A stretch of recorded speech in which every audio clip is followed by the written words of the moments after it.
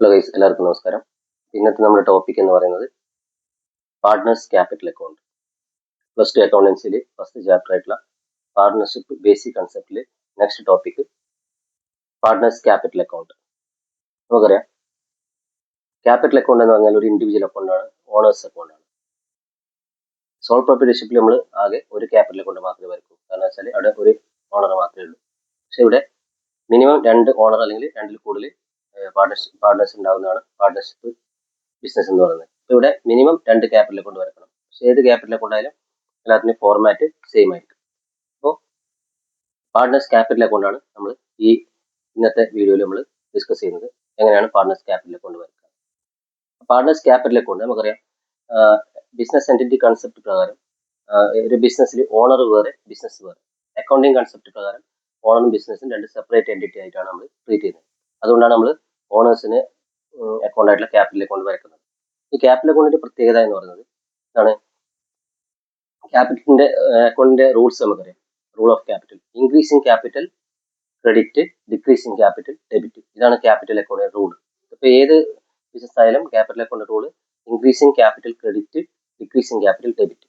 അതായത് എന്തൊക്കെയാണോ പാർട്ട്നേഴ്സിന് ബിസിനസ്സിന് ലഭിക്കാനുള്ളത്, പാർട്ണർഷിപ്പിൽ നിന്ന് പാർട്ട്നേഴ്സിന് എന്തൊക്കെയാണോ ലഭിക്കാനുള്ളത്, അതൊക്കെ പാർട്ട്നേഴ്സ് ക്യാപിറ്റൽ അക്കൗണ്ടിന്റെ ക്രെഡിറ്റ് സൈഡ് നമ്മൾ ചെയ്തു 1 by 1 ആയിട്ട്.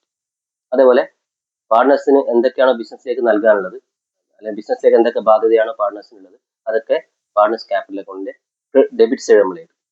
അതിന്റെ ബാലൻസ് ലാസ്റ്റ് നമ്മൾ കാൽക്കുലേറ്റ് ചെയ്യുമ്പോൾ ആ ബാലൻസ് നെക്സ്റ്റ് ഇയറിലേക്ക് നമ്മൾ ഫോർവേഡ് ചെയ്യും. ഇതാണ് ഇതിന്റെ റൂൾ. അപ്പോൾ പാർട്ട്നേഴ്സ് ക്യാപിറ്റൽ അക്കൗണ്ടിൽ പ്രധാനമായിട്ടും partners capital account has 2 sides, one debit side and one credit side, like ledger.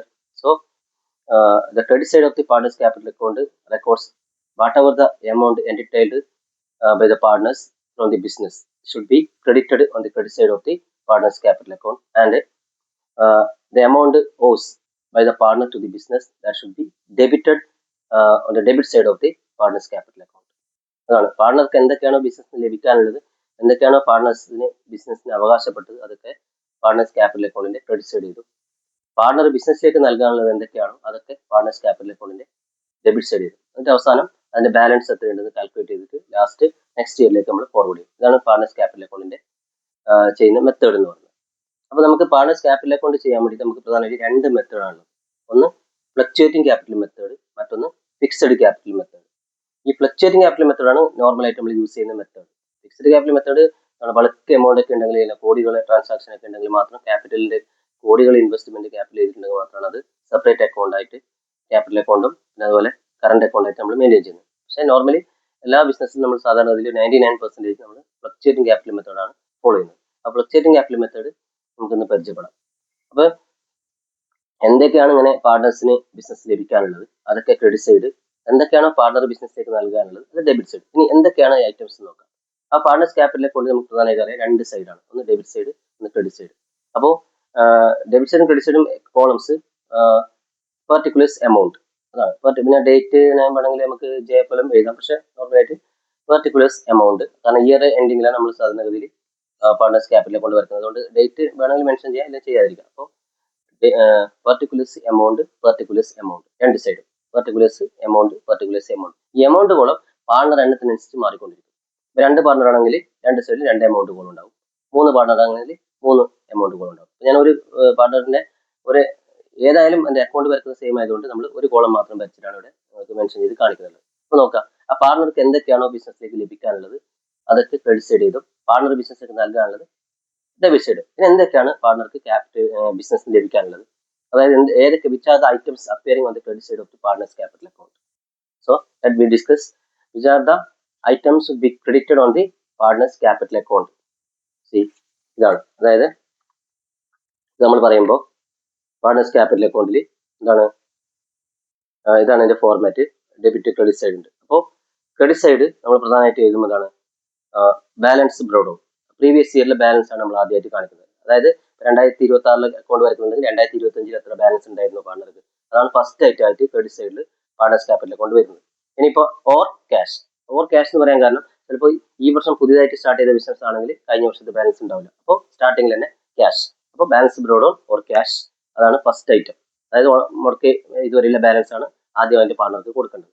രണ്ടാമത്തത് എന്താണ് ക്യാഷ്, അത് അഡീഷണൽ ക്യാപിറ്റൽ. ഏതെങ്കിലും സമയത്ത് എക്സ്ട്രാ ക്യാപിറ്റൽ ബിസിനസ്സിലേക്ക് കോൺട്രിബ്യൂട്ട് ചെയ്തിട്ടുണ്ടെങ്കിൽ അതും പാർട്ണർക്ക് ബിസിനസ്സിന് കിട്ടാനുള്ളതാണ്. അപ്പോൾ അതും നമ്മൾ എവിടെ കാണിക്കും? ക്രെഡിറ്റ് സൈഡിൽ സെക്കൻഡ് ഐറ്റം ആയിട്ട് നമ്മൾ കാണിക്കും. പിന്നെ തേർഡ് ഐറ്റം ആയിട്ട് എന്താണ്? Interest on capital. അതായത് മുടക്കിയ പണത്തിനുള്ള ഇൻട്രസ്റ്റ് ബിസിനസ് നൽകുന്നുണ്ട്, പക്ഷെ കിട്ടുന്നത് പാർട്ണർക്ക് ആയതുകൊണ്ട് അത് ഇവിടെ credit side interest on capital. പിന്നെ ഏതെങ്കിലും പാർട്ണർക്ക് സാലറി ഉണ്ടെങ്കിൽ സാലറി. പിന്നെ ഏതെങ്കിലും പാർട്ണർക്ക് കമ്മീഷൻ ഉണ്ടെങ്കിൽ കമ്മീഷൻ. പിന്നെ ഏതെങ്കിലും പാർട്ണർ ബിസിനസ്സിലേക്ക് ലോൺ കൊടുത്തിട്ടുണ്ടെങ്കിൽ അതിന്റെ ഇൻട്രസ്റ്റ്.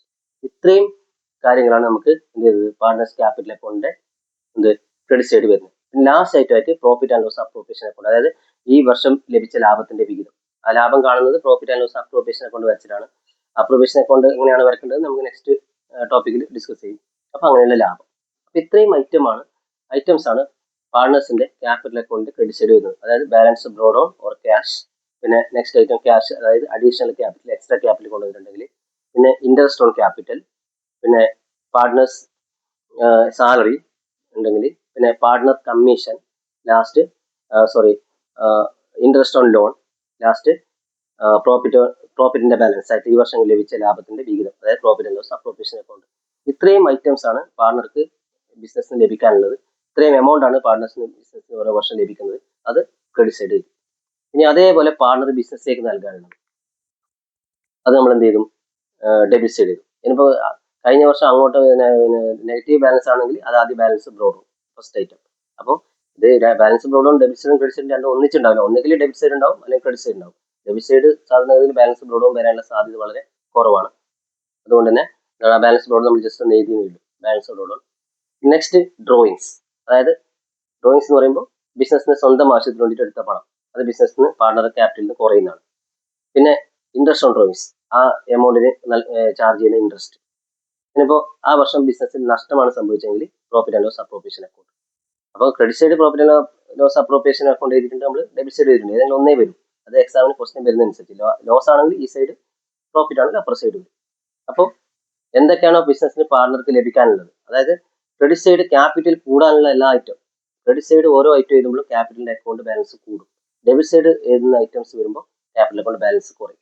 അങ്ങനെ ലാസ്റ്റ് ഏറ്റവും കൂടുതൽ എമൗണ്ട് സൈഡ് ടോട്ടൽ ആക്കിയിട്ട് നമ്മൾ ബാലൻസ് കാണും. എപ്പോഴും ക്യാപിറ്റൽ അക്കൗണ്ട് ക്രെഡിറ്റ് ബാലൻസേ ഉണ്ടാവും. അതായത് ക്രെഡിറ്റ് സൈഡിലെ ഐറ്റംസ് മാത്രമേ ക്യാപിറ്റൽ കൂടുതലായിട്ടുണ്ടാവും, ഡെബിറ്റ് സൈഡ് ഉണ്ടാവാറില്ല. അതുകൊണ്ട് ഇങ്ങനെയാണ് ക്യാപിറ്റൽ അക്കൗണ്ട് വരുന്നത്. അപ്പോൾ ഇതിൽ ഓർത്തിരിക്കേണ്ട കാര്യം, പാർട്ണേഴ്സിന്റെ ക്യാപിറ്റൽ അക്കൗണ്ട് ക്രെഡിറ്റ് സൈഡ് വരുന്ന എന്തൊക്കെ ഐറ്റംസ് ആണ്, അതേപോലെ ഡെബിറ്റ് സൈഡ്. അതൊന്നും കൂടെ പറയാം. Balance brought on or cash, പിന്നെ ക്യാഷ് അതായത് അഡീഷണൽ ക്യാപിറ്റൽ, പിന്നെ ഇൻട്രസ്റ്റ് ഓൺ ക്യാപിറ്റൽ, പിന്നെ partner salary, partner commission, interest on loan, then last profit and loss appropriation account, അതായത് ബാലൻസ് ഓഫ് പ്രോഫിറ്റ് ഈ വർഷത്തെ. അതേപോലെ ഇപ്പർ സൈഡ് എന്താണ്? ബാലൻസ് ബ്രോഡ് ഓൺ, അത് സാധാരണ ഉണ്ടാവാറില്ല. പിന്നെ ഡ്രോയിങ്സ്, ഇൻട്രസ്റ്റ് ഓൺ ഡ്രോയിങ്സ്, പിന്നെ ഷെയർ ഓഫ് ലോസ്, അതായത് profit and loss appropriation account. ഇങ്ങനെയാണ് ക്യാപിറ്റൽ അക്കൗണ്ട് വരക്കുന്നത്. ഇവിടെ നമ്മൾ ഡെബിറ്റ് സൈഡും ക്രെഡിറ്റ് സൈഡും ഓരോ പെർട്ടിക്കുലേഴ്സ് എമൗണ്ട്, ഒരേ എമൗണ്ട് കോളേ ഉള്ളൂ. ആക്ച്വലി ഒരേ എമൗണ്ട് കോളല്ല. നമുക്കറിയാം പാർട്ണർഷിപ്പ് ബിസിനസ് തുടങ്ങണമെങ്കിൽ മിനിമം 2 പാർട്ണർ വേണം. അപ്പൊ അങ്ങനെ ആകുമ്പോൾ, പക്ഷേ ഇത് പാർട്ണർ കൂടുന്നതിനനുസരിച്ചിട്ട് ഈ എമൗണ്ട് കോളം 2 സൈഡ് കൂടും. എയും ബിയും പാർട്ണർ ഉണ്ടെങ്കിൽ 2 സൈഡിലും എ ബി 2 എമൗണ്ട് കോളം, 3 ആണെങ്കിൽ A B C 3 amount column. അപ്പൊ എമൗണ്ട് കോളം മാറിക്കൊണ്ടിരിക്കും. ബാക്കി ഫോർമാറ്റിന്റെ കാര്യങ്ങൾക്കൊന്നും വ്യത്യാസമൊന്നുമില്ല. അതുകൊണ്ട് ഇത് നന്നായിട്ട് പഠിക്കുക. പാർട്ണേഴ്സ് ക്യാപിറ്റൽ അക്കൗണ്ടിന്റെ ഐറ്റംസ് വരുന്നത് മനസ്സിലാക്കി പഠിക്കുക. ഓക്കെ.